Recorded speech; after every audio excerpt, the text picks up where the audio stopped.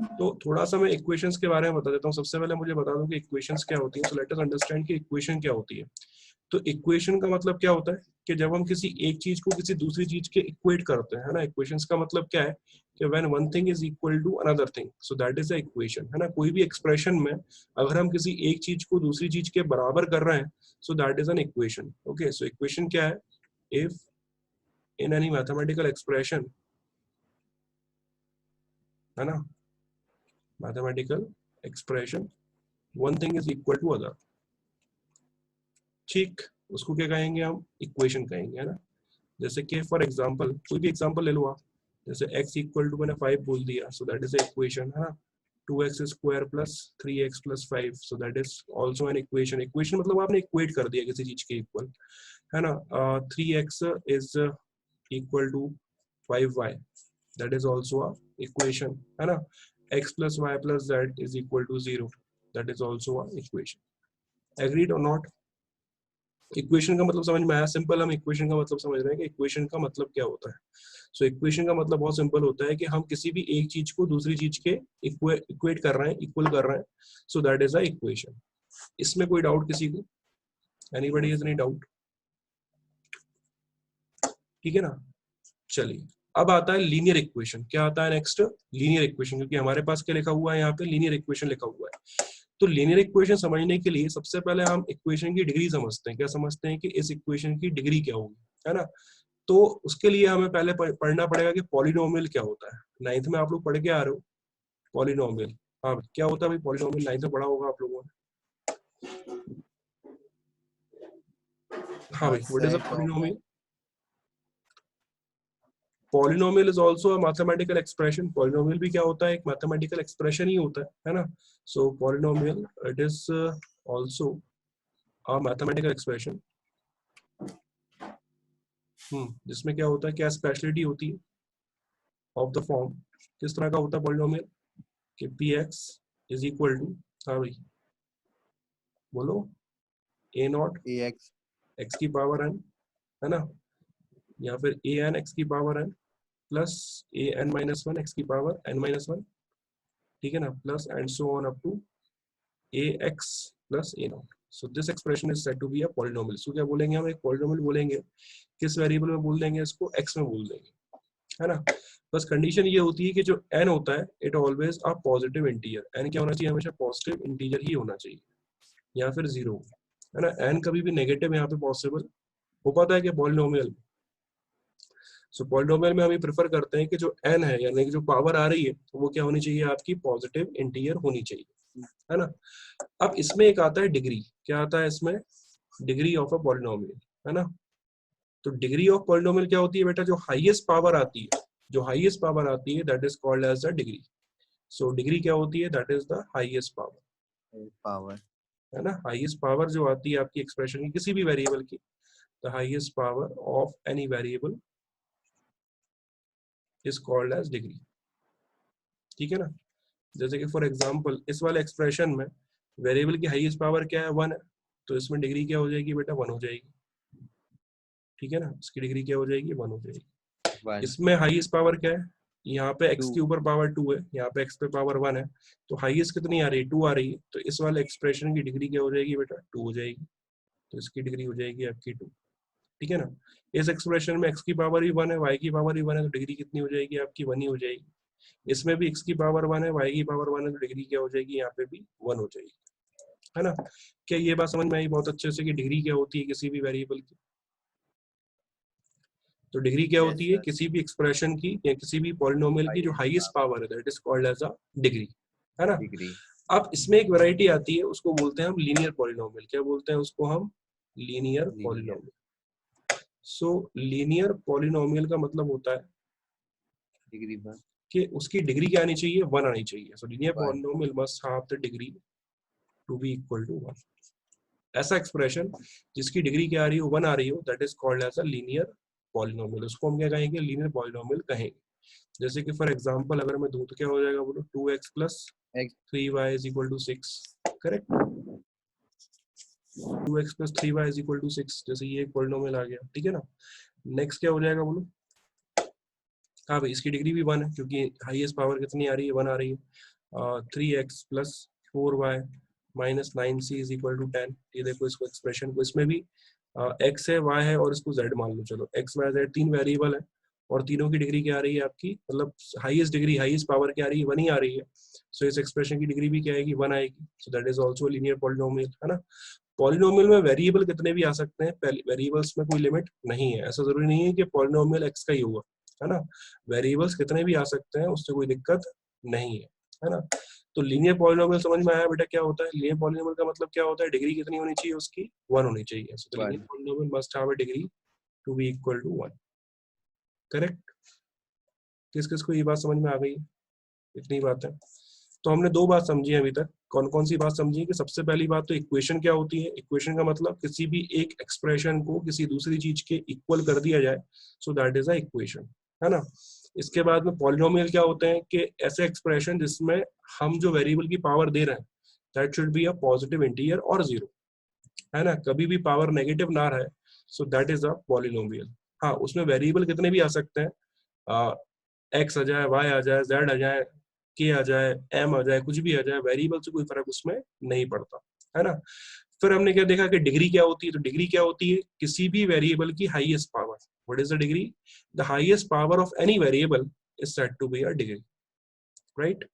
सो किसी भी linear polynomial, फिर उसके बाद हमने एक लीनियर पॉलिनोमियल देख लिया। लीनियर पॉलिनोमियल क्या होता है कि उसकी डिग्री कितनी होती है आपके पास में, 1 होती है। इतनी बात समझ में आई कि नहीं आई सभी को। इसके बाद पॉलिनोमियल तो आपने देखे होंगे 9th क्लास में, है ना। देखे कि नहीं देखे आपने, यस सर देखिए। है ना। तो पॉलिनोमियल्स के बारे में आपने पढ़ा ही होगा, है ना। मोनोमियल, बाइनोमियल, ट्राइनोमियल, ठीक है, लीनियर पॉलिनोमियल, क्वाड्रेटिक पॉलिनोमियल, ठीक है।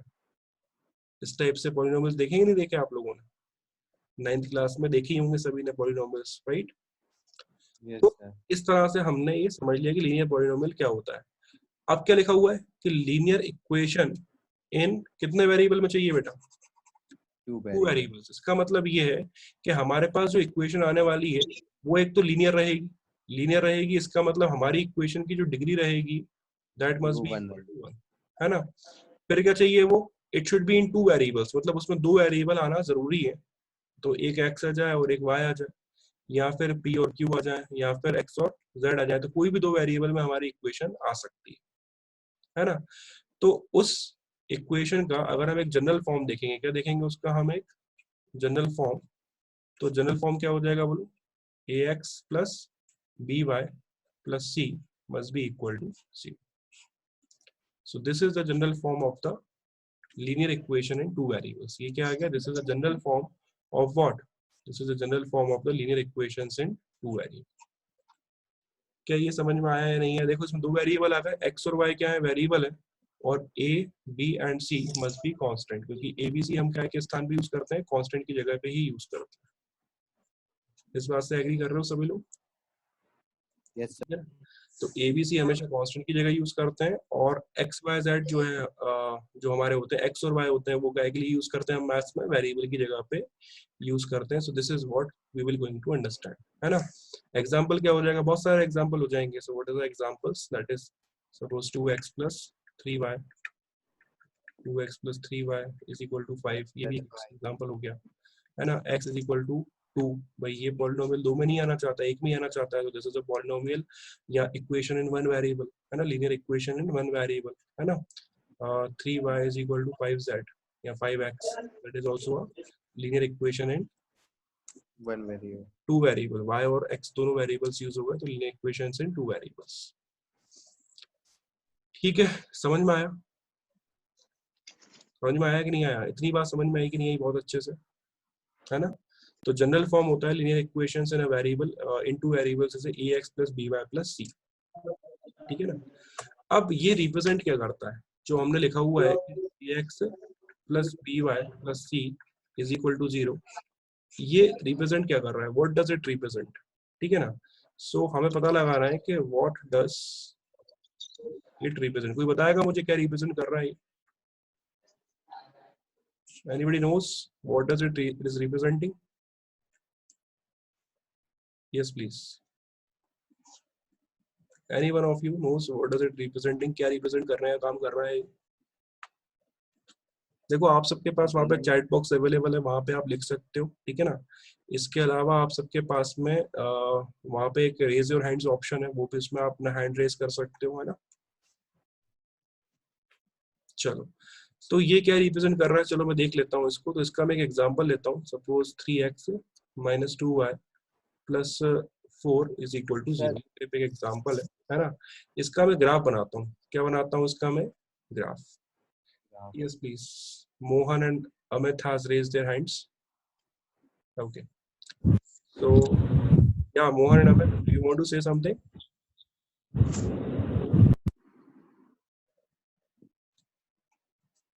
Okay. So ये मेरे पे इक्वेशन है। तो ग्राफ बनाता हूँ इसका मैं। तो सबसे पहले मैं ले लेता हूँ 2y को एक तरफ करता हूँ, 3x वहां पहुंचा देता हूँ, या 2y उधर पहुंचा दूँ। तो क्या हो जाएगा? 2y is equal to 3x plus 4। समझ में आया? Okay. So y is equal to, yes Mohan any doubt? 3/2x plus 4/2 करेंगे तो कितना आएगा? 2 आएगा। ये बात किसको समझ में आ गई? मैंने 2 का डिवाइड करवा दिया। सो 3/2x और 4/2 करेंगे तो कितना आ जाएगा? 2 ही आ जाएगा। ठीक है। अब इसका ग्राफ बनाने के लिए हम क्या करते हैं?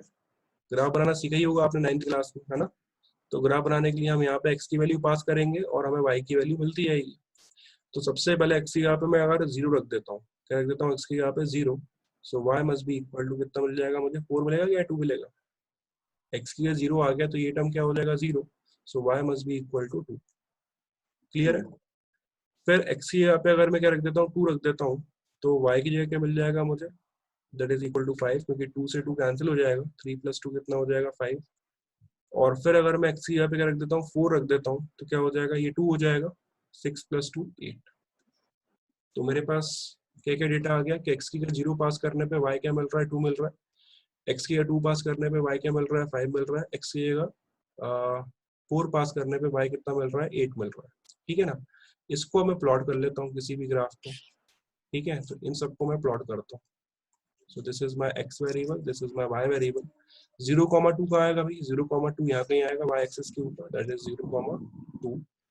2,5 का आएगा? सो 2,5, 2,5 मुझे यहाँ कहीं मिलेगा, दैट इज अ पॉइंट 2,5। 4,8 का मिलेगा?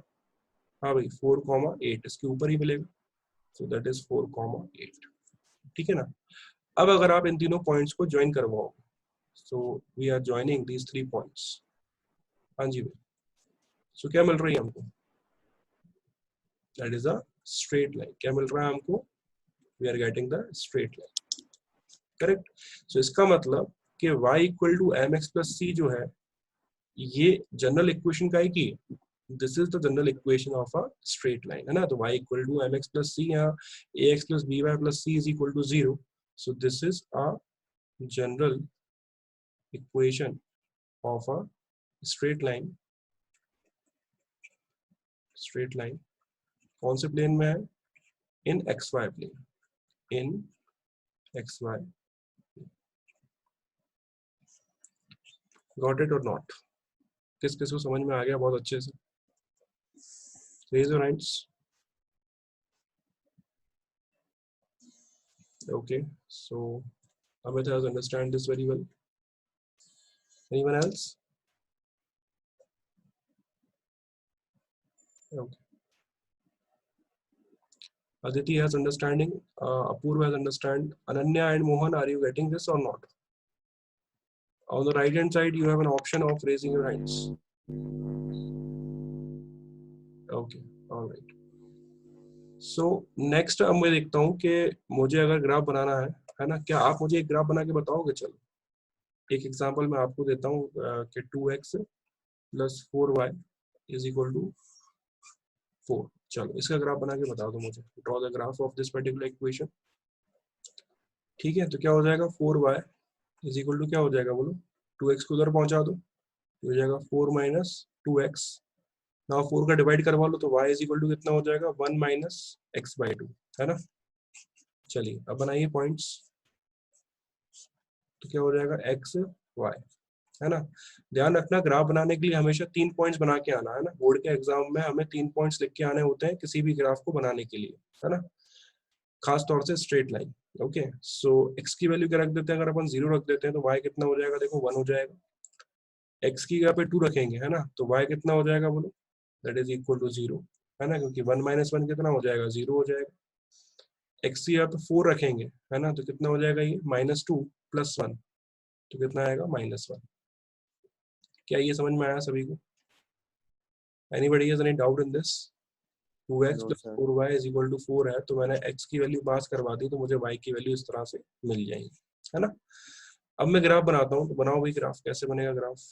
हाँ जी भाई, 0,1, तो x की जगह 0 है, this is x axis, this is y axis, तो 0,1 कहाँ आएगा बेटा, y एक्सिस के ऊपर आएगा, तो 0,1, है ना। 2,0, 2,0 कहाँ जाएगा आपका, x एक्सिस के ऊपर आ जाएगा, दैट पॉइंट इज 2,0। 4, -1, तो 4, कहाँ आएगा, -1 कहाँ आएगा, it should be somewhere here, so 4, -1, है ना। तो ज्वाइन करवाएंगे, so that is my straight. Is that clear to all of you? क्या ये समझ में आया कि नहीं आया? सर ये जरूरी है कि हर बार स्ट्रेट लाइन नहीं आएगी इसमें? हाँ, लीनियर इक्वेशन इन 2 वेरिएबल्स का ग्राफ स्ट्रेट लाइन ही आएगा। लीनियर इक्वेशन 2 वेरिएबल ग्राफ हमेशा कैसा आएगा, it should be a straight line, है ना। ये तो समझाया था मैंने स्टार्टिंग में कि लीनियर इक्वेशन 2 वेरिएबल्स जो है उसका ग्राफ हमेशा कैसा आएगा, it should be a straight line, correct, ठीक है। आया सभी को समझ में, क्या किया मैंने, कैसे किया? कोई डाउट इसमें किसी को? ओके,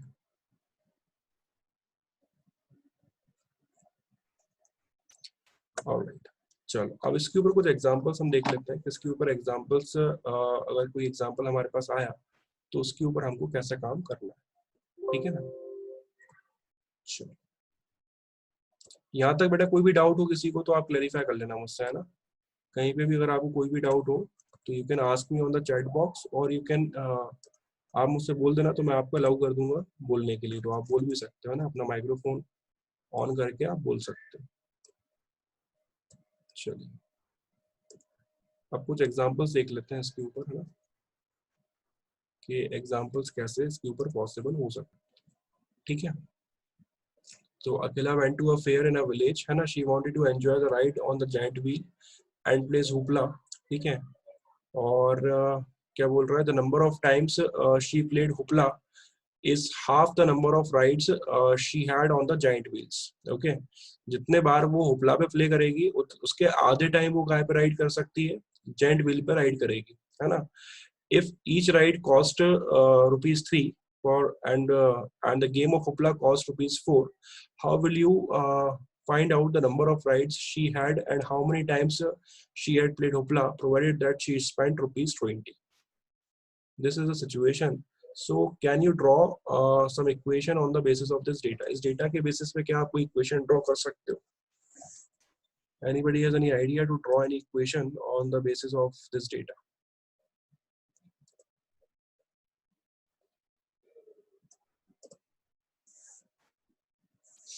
हाँ भाई, बताओ जल्दी से, पढ़ो क्वेश्चन, पढ़ो ध्यान से, क्या बोल रहा है।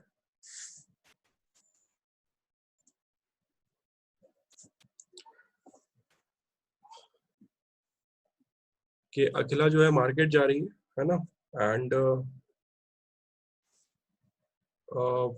उसको 2 गेम खेलना है। कौन कौन सा गेम खेलना है, एक तो व्हील जाइंट गेम खेलना है और एक हुपला गेम खेलना है ना। और अगर वो क्या कर रही है, number of she played the hoopla the half number of times she was on the giant wheel, है ना, then if it cost ₹3 for the giant wheel की ride and if it cost ₹4 for the hoopla, then how will you find out that how many rides उसने करी हैं, कितनी rides उसने करी हैं, ये आप कैसे पता लगाओ। हाँ भाई, करें सॉल्व। तो इसको सॉल्व करने के लिए कुछ डेटा आप मान सकते हो, है ना। जैसे कि पहला डेटा आप क्या मान सकते हो,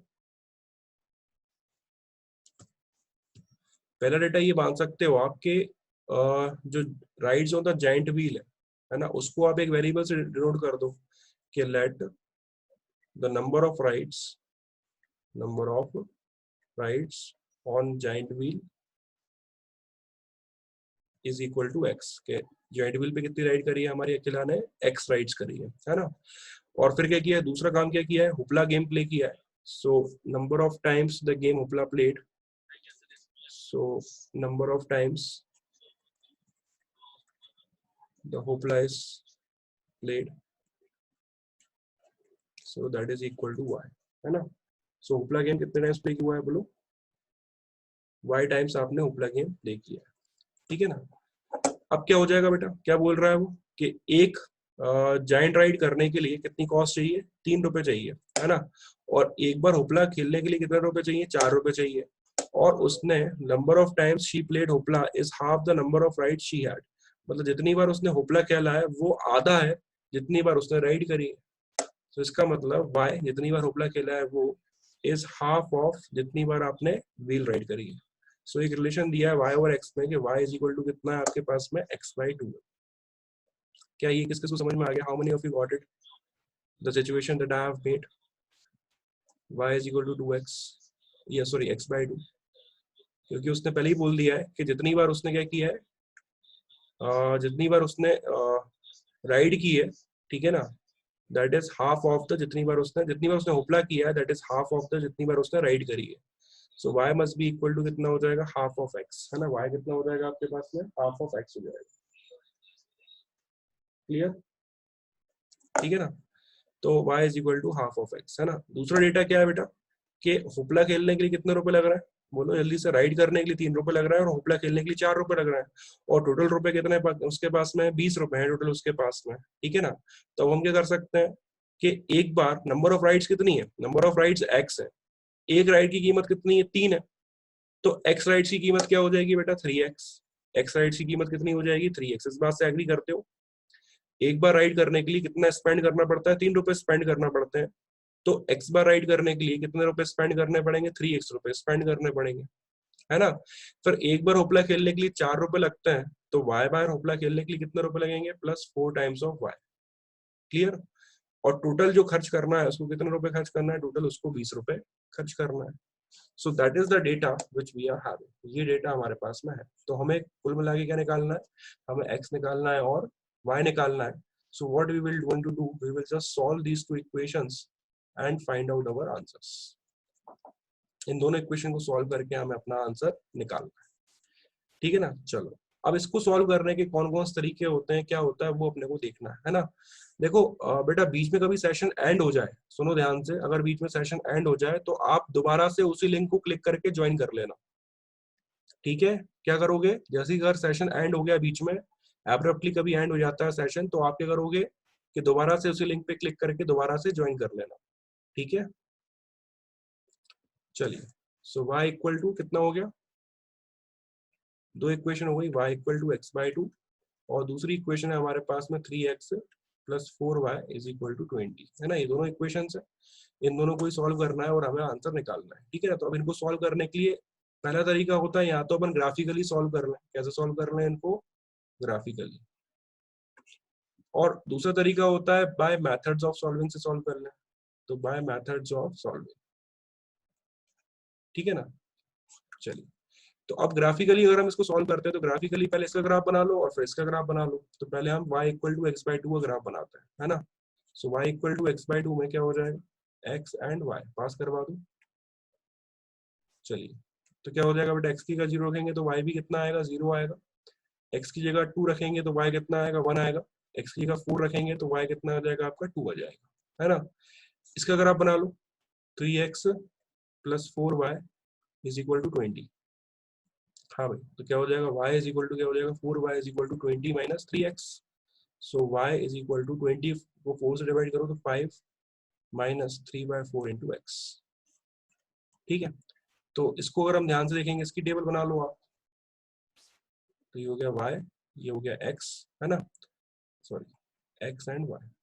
हाँ भाई, x की जगह 0 रखेंगे तो क्या हो जाएगा बोलो, y की जगह कितना आएगा आपका, 5 आ जाएगा, ठीक है. फिर x की जगह पे अगर हम क्या रखेंगे, 4 रखेंगे तो y की जगह कितना आ जाएगा, 2 आ जाएगा. फिर x की जगह पे अगर हम 8 रखेंगे तो y की जगह कितना आ जाएगा बोलो, दैट इज -1, ठीक है ना. दोनों के ग्राफ ड्रॉ कर लो आप. तो सबसे पहले हम ग्राफ ड्रॉ करते हैं पहली इक्वेशन का. कौन सी इक्वेशन का, पहली इक्वेशन का. तो पहली इक्वेशन कौन सी है, 0 0 2 1 4 2. तो 0 0 कौन सा पॉइंट आएगा, ये वाला आएगा, 0,0, ठीक है. दूसरा पॉइंट कौन सा है, 2,1. तो 2,1 कहाँ मिल जाएगा हमको, ये 2,1 यहाँ पे मिल जाएगा, ठीक है ना. और तीसरा पॉइंट कहाँ मिलेगा आपको 4,2, तो 4,2 आपको कहीं यहाँ मिल जाएगा। क्लियर है? तो ये पहला ग्राफ आ गया, ठीक है ना। और दूसरी इक्वेशन का ग्राफ कैसा आ जाएगा बोलो 0,5, तो 0,5 का मिलेगा आपको यहाँ मिलेगा जैसे 0,5, ठीक है। इसका मैं कलर चेंज कर लेता हूँ 0,5 का, तो 0,5 कौन सा हो गया मेरा, ये वाला पॉइंट हो गया, ठीक है। नेक्स्ट क्या है 4,2, तो 4,2 का आएगा भाई 4,2, तो 4,2 तो यही हो जाएगा पॉइंट, सेम देखो ध्यान से 4,2 इस पे भी आ रहा है और 4,2 इस पे भी आ रहा है, सो 4,2 तो सेम पॉइंट हो जाएगा इसके ऊपर भी, है ना। 8, -1, तो 8, -1 तो 8, -1 का आएगा नीचे कहीं आएगा, ठीक है ना। 8, -1 का आएगा इधर नीचे कहीं आएगा। तो जब आप इन दोनों पॉइंट्स को ज्वाइन करवाओगे, हाँ भाई, इन दोनों पॉइंट्स को जब आप ज्वाइन करवाओगे 0,5 थोड़ा सा और ऊपर बना लो आप, है ना, तो ये ग्राफ कुछ ऐसा आएगा, ठीक है ना। सो सॉल्यूशन का मतलब ये है कि जिस पॉइंट पे ये दोनों ग्राफ क्या कर रहे हैं, इंटरसेक्ट कर रहे हैं, उसी पॉइंट को क्या बोलते हैं, इसका सॉल्यूशन बोलते हैं, ठीक है ना। तो इन दोनों का जो सॉल्यूशन आएगा, इन दोनों को सॉल्व करेंगे तो इसका क्या आएगा सॉल्यूशन। सॉल्यूशन मतलब के एक्स और वाई की वैल्यू, सॉल्यूशन का मतलब क्या होता है, वेरिएबल्स की वैल्यू, है ना। तो इन दोनों का जो सॉल्यूशन आएगा वो वही आएगा जिस पॉइंट पे ये इंटरसेक्ट करेंगे, है ना। तो हम बोल सकते हैं, क्या बोल सकते हैं कि point of intersection, point of intersection is the solution, वही क्या होता है हमारा सॉल्यूशन होता है, ठीक है ना।